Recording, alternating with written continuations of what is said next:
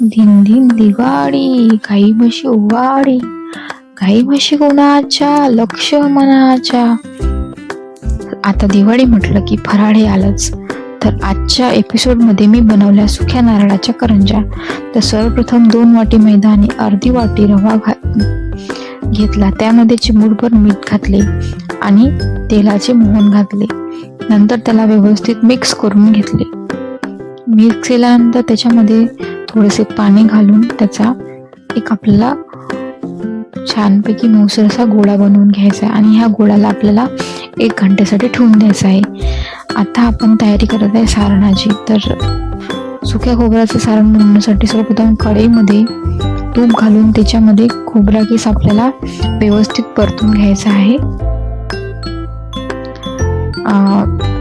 1-2 minute आपण परतू शकतो. नंतर त्याच्यामध्ये आपल्याला पिठी साखर घालायची आहे.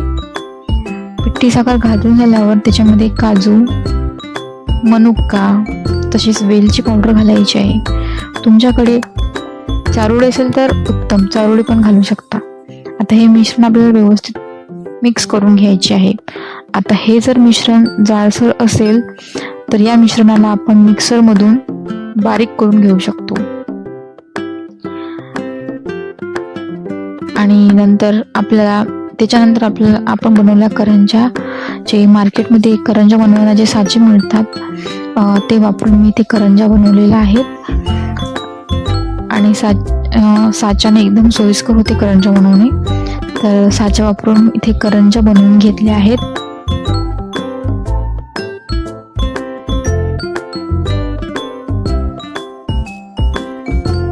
अशा छानपैकी आपल्या करंज्या बनवून ह्या रेडी झालेल्या आहेत. आता या करंज्यांना तळण्यासाठी आपल्याला तेल गरम करून घ्यायचं आहे.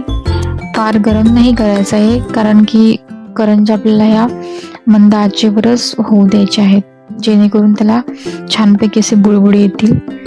तर पहा, आपल्या अशा खुसखुशीत करंज्या हा तयार आहेत.